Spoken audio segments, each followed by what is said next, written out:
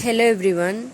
Today we are going to see the first unit in civics, which is the Indian Constitution. In the last class, we have already seen about what is civics, why study civics, introduction part, why does a country need a constitution. The constitution serves several purposes. Then finally, we have discussed about the Indian Constitution. Synopsis of the lesson. In this session, we are going to see the following topics. The first one is the Indian Constitution key features. Listed below are the key features of the Indian Constitution. Federalism, parliamentary form of government, separation of powers. Then we have fundamental rights. Finally, we have secularism. First, we have to know what is meant by Indian national movement. The Indian national movement emerged in 19th century India and saw thousands of men and women coming together to fight British rule. This culminated, which means this ended in India's independence in 1947. Next, we are going to learn about the Indian Constitution. By the beginning of the 20th century, the Indian national movement had been active in the struggle for independence from British rule for several decades. During the freedom struggle, the nationalists devoted a great deal of time to imagining and planning what a free India would be like. When the Constitution was being written, India was going through a turmoil. Here, turmoil means a state of great disturbance or confusion because of partition of India and Pakistan. The final document reflects a respect for maintaining diversity with preserving national unity along with eradication. Here, eradication means put an end to of poverty through socio-economic reforms. Here, socio-economic means it is a branch of economics and a social science that focuses on the relationship between social behavior and economics. It studies how economic activity affects and is shaped by social processes. So, socio-economic reforms means improvements. In 1946, the Indian Constitutional Assembly was constituted. The members of the Assembly were only Indians. The Assembly was given the responsibility of drafting Indian Constitution. Baba Sahib Bhimrao Ambedkar was the head of the drafting committee. The 308 members of the Assembly signed two hand-written documents which were in Hindi and English.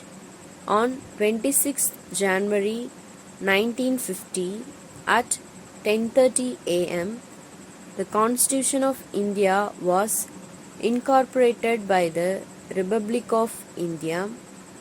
A group of 300 people became members of the Constituent Assembly in 1946 and had written India's Constitution.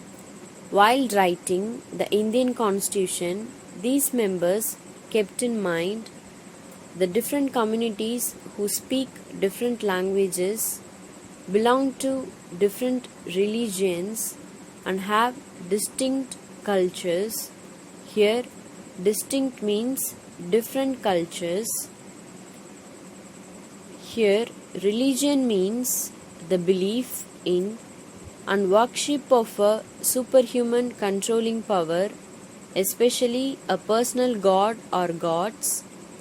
Culture means the ideas, customs, and social behavior of a particular people or society. Next, we are going to learn about the Indian Constitution key features. Listed below are the key features of the Indian Constitution. The first one is federalism. The second one is parliamentary form of government.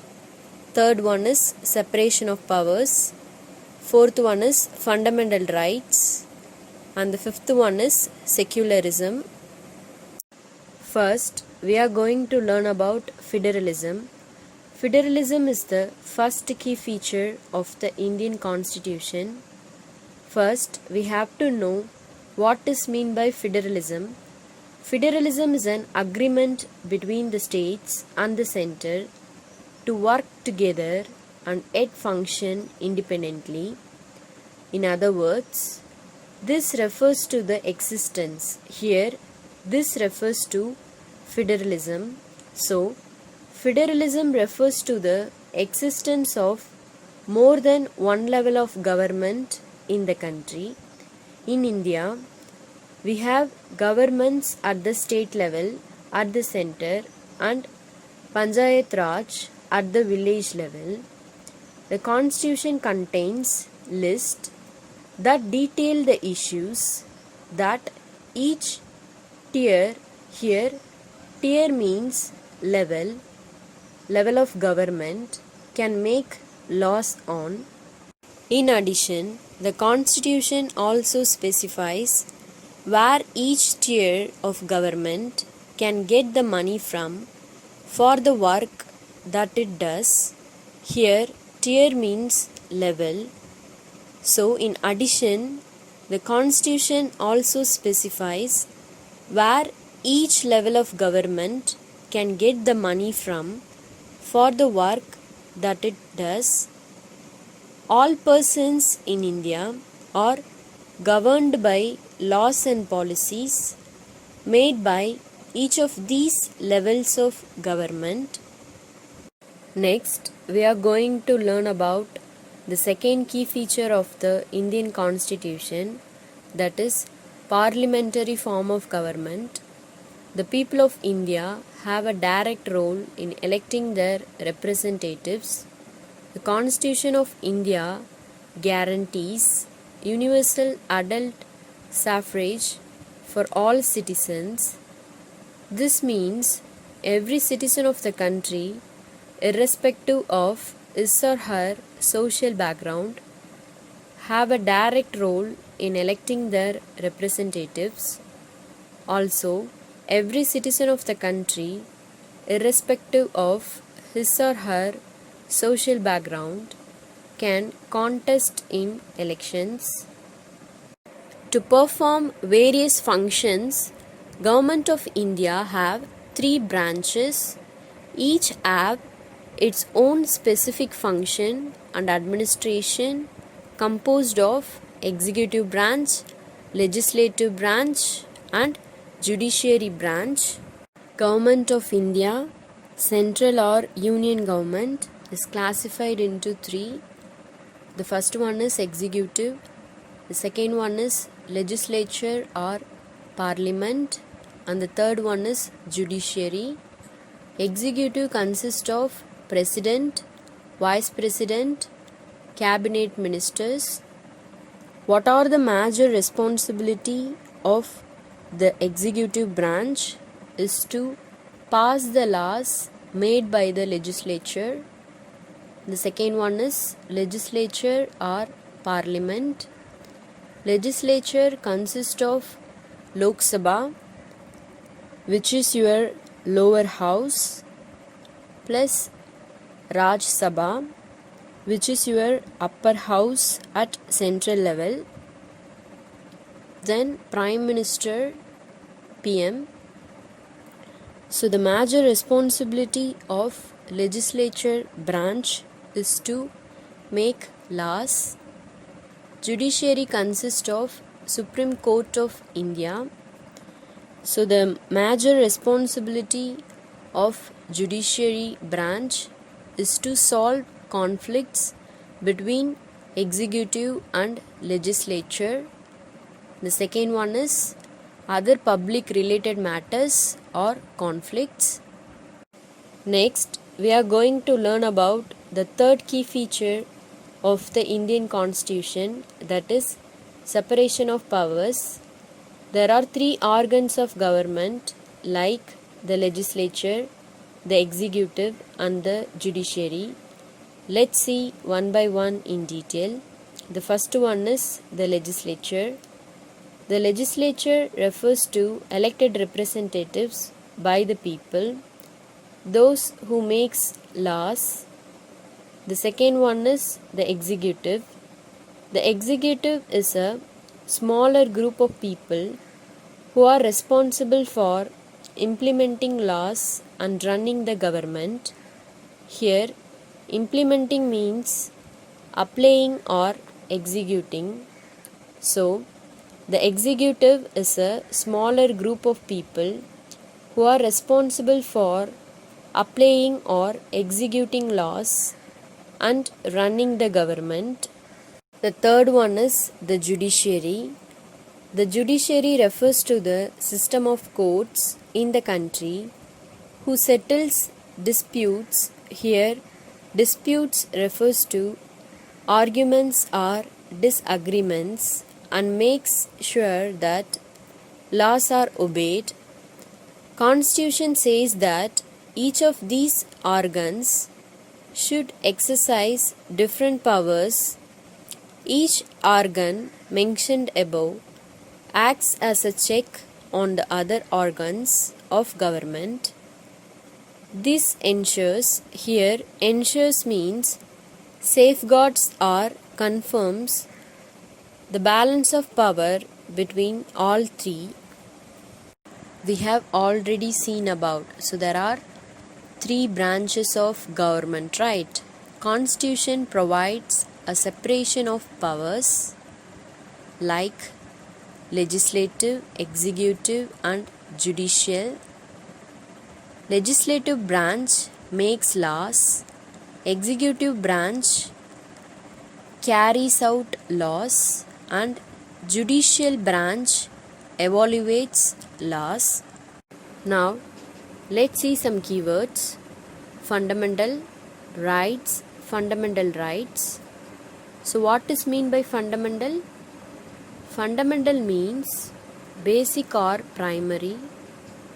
Rights literally mean those freedoms which are essential for personal good as well as the good of the community. So fundamental rights are rights important for the happy and healthy living of the people of the country and are generally spelled out in the constitution of the country. Now, let's see the meaning of fundamental rights. Fundamental rights are essential human rights that are offered to every person, irrespective of caste, race, creed, place of birth, religion or gender. These are equal to freedom and these rights are essential for personal good and the society at large.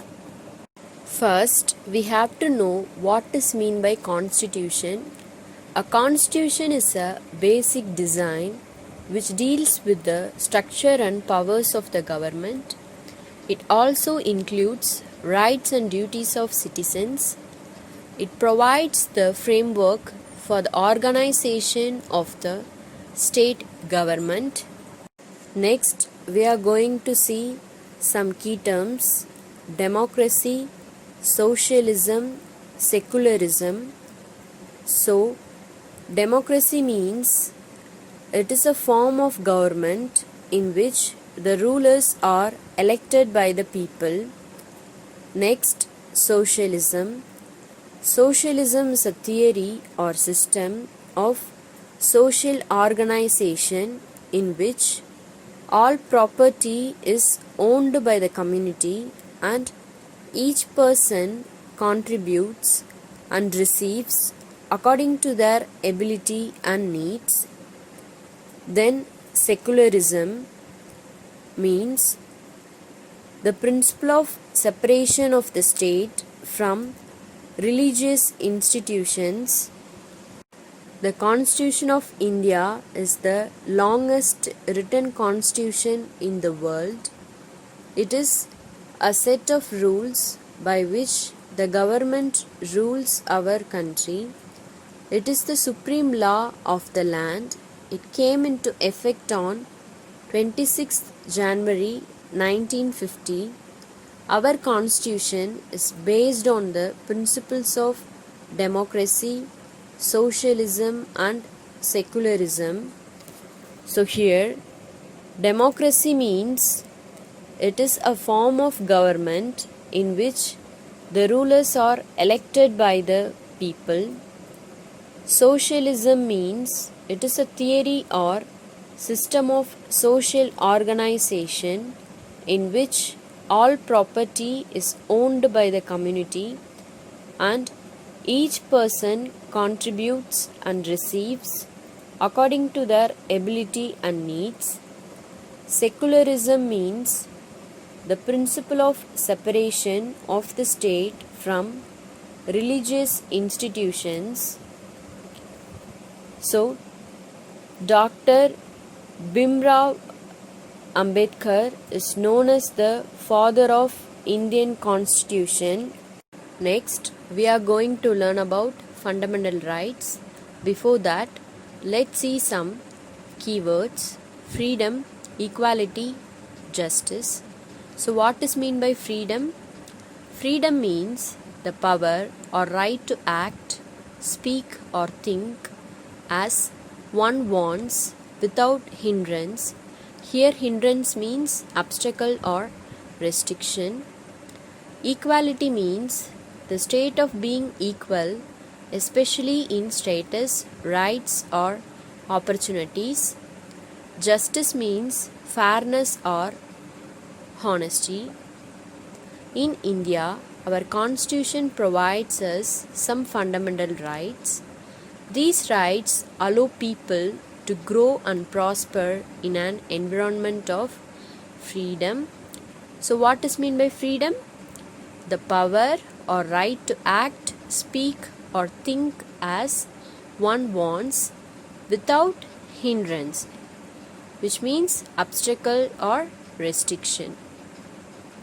Equality means the state of being equal, especially in status, rights or opportunities. And justice, which means fairness or honesty. Now, let's see the 6 fundamental rights in India: right to equality, right to freedom, right against exploitation, right to freedom of religion, cultural and educational rights, right to constitutional remedies. First, we are going to learn about right to equality. The Indian Constitution provides its citizens the following fundamental rights. The first one is right to equality. Equality before law implies all persons are considered equal in the eyes of the law. So, right to equality means that all the citizens are equal to in the eyes of the law. The next point is that no discrimination on the basis of religion, race, caste or gender. So what is meant by discrimination? Discrimination is when a person is treated unfairly or badly because the person is one of a particular group. So, no discrimination on the basis of religion, race, caste or gender. Untouchability is abolished and is considered as a crime. So, what is meant by untouchability? Untouchability is the practice of discriminating various individuals and groups based on their caste and the jobs done by them. Abolished means formally put an end to a system, practice, or institution. So, untouchability is abolished, which means put an end to a practice and is considered as a crime. The next point is that all citizens have access to all public places like roads, parks, theatres, amusement parks, hospitals, schools, pilgrim centers, railway stations, rail and bus services, etc. All citizens have equal access to employment. So, as a whole, right to equality means all persons are equal before the law. This means that all persons shall be equally protected by the laws of the country. It also states that no citizen can be discriminated against on the basis of their religion, caste, or sex. Every person has access to all public places, including playgrounds, hotels, shops, etc. The state cannot discriminate against anyone in matters of employment, but there are exceptions to this that you will read about later in this book. The practice of untouchability has also been abolished. Next, we are going to learn about right to freedom. So there are 6 freedoms. First one is freedom of speech and expression. The second one is freedom of assembly. Third one is freedom of association. Fourth one is freedom of movement. Fifth one is freedom of residence. And sixth one is freedom of profession and trade. Right to freedom. The first point is freedom of speech and expression, which enable an individual to participate in public activities. The second point is that freedom to assemble peacefully and without arms. Here arms means weapons. So, freedom to assemble peacefully and without weapons. Freedom to form association and union. Freedom to move freely throughout the territory of India. Freedom to reside, which means live in any part of the country. Freedom to practice any profession or occupation, trade or business. So, as a whole, the right to freedom means this includes the right to freedom of speech and expression, the right to form associations, then the right to move freely and reside in any part of the country, and the right to practice any profession, occupation or business. Next, we are going to learn about right against exploitation. Third one is right against exploitation. What is meant by exploitation? Exploitation means the action or fact of treating someone unfairly in order to benefit from their work. The first point is that prohibition of all forms of forced labor, commonly known as begar, which means forced labor.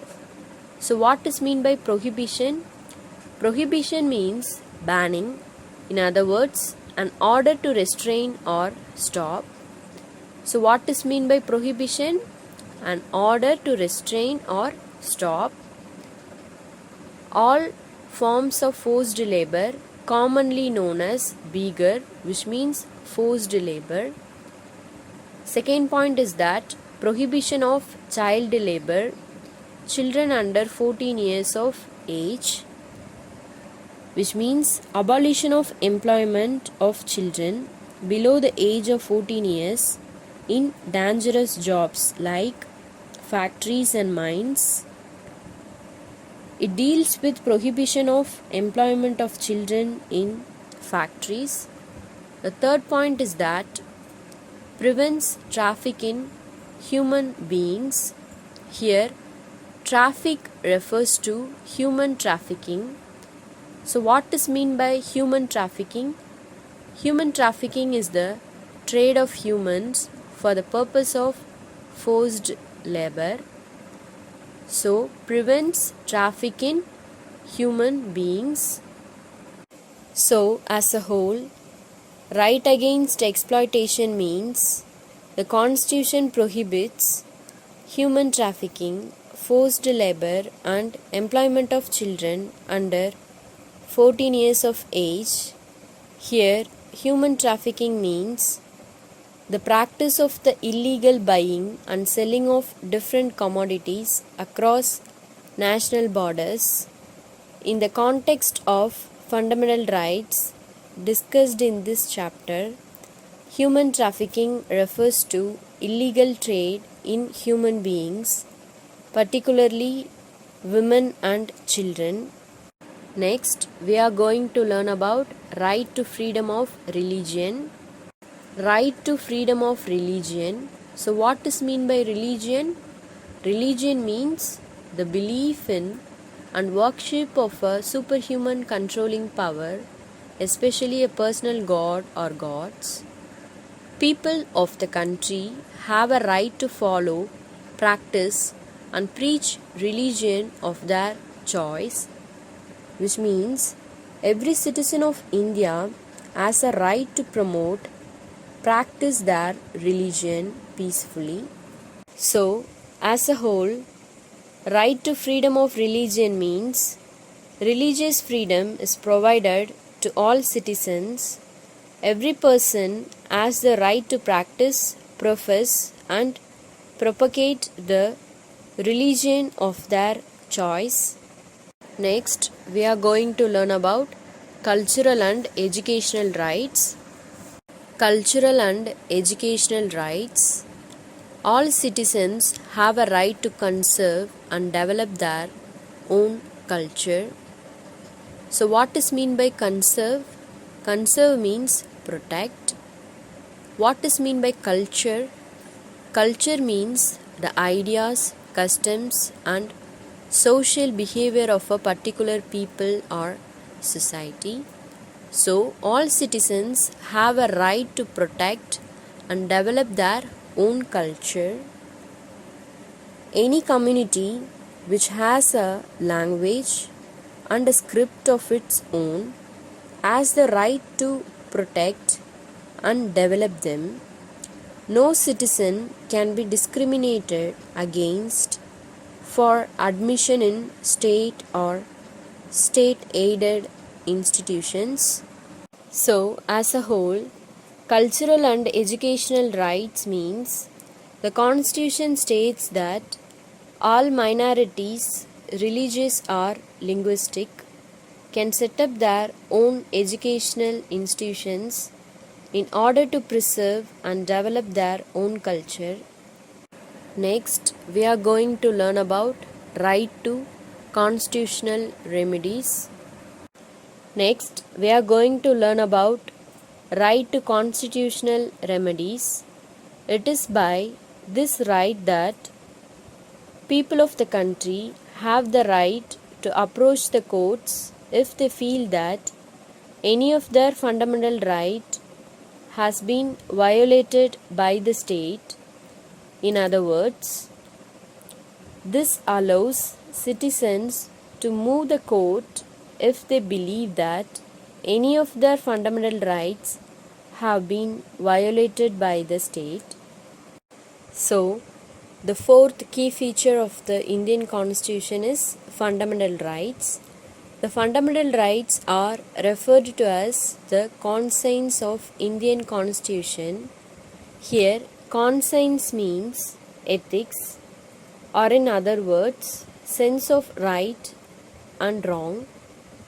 Fundamental rights protect citizens against the arbitrary and absolute exercise of power by the state. Here, arbitrary means based on random choice or personal desire rather than any reason or system. The Constitution guarantees the rights of individuals against the state as well as against other individuals. It also guarantees the rights of minorities against the majority. Here, guarantees means assurances or promises. Minority means any small group in society that is different from the rest because of their race, religion, or political beliefs, or a person who belongs to such a group. Fundamental rights have twofold objectives. The first objective is that every citizen must be in a position to claim fundamental rights. The second objective is that fundamental rights must be binding upon every authority that has got the power to make laws. So, in addition to fundamental rights, the Constitution also has a section called Directive Principles of State Policy, which ensure greater social and economic reforms and serve as a guide to the independent Indian state to institute laws and policies that help reduce the poverty of the masses. Here, masses refers to common people or crowds. Finally, we are going to see the fifth key feature of the Indian Constitution, that is secularism. First, we have to know what is meant by secularism. Secularism means the principle of separation of the state from religious institutions. A secular state is one in which the state does not officially promote any one religion as the state religion. So, as a whole, the Constitution plays a crucial role in laying out the ideals that we would like all citizens of the country to adhere to, including the representatives that we elect to rule us. Here, crucial means important or vital. Ideals means principles. Adhere means follow or obey. So, the Constitution plays a vital role in laying out the principles that we would like all citizens of the country to follow or obey to, including the representatives that we elect to rule us. Constitution has been changed over the years to reflect new concerns of the polity that involves a change in the fundamental nature of the country. Here, polity means a particular form or system of government. So, Constitution has been changed over the years to reflect new concerns of the polity, which means a particular form or system of government that involves a change in the fundamental nature of the country. I have enclosed the classwork instructions in the PDF. Kindly refer it. So now, we have reached the end of this session. Thank you.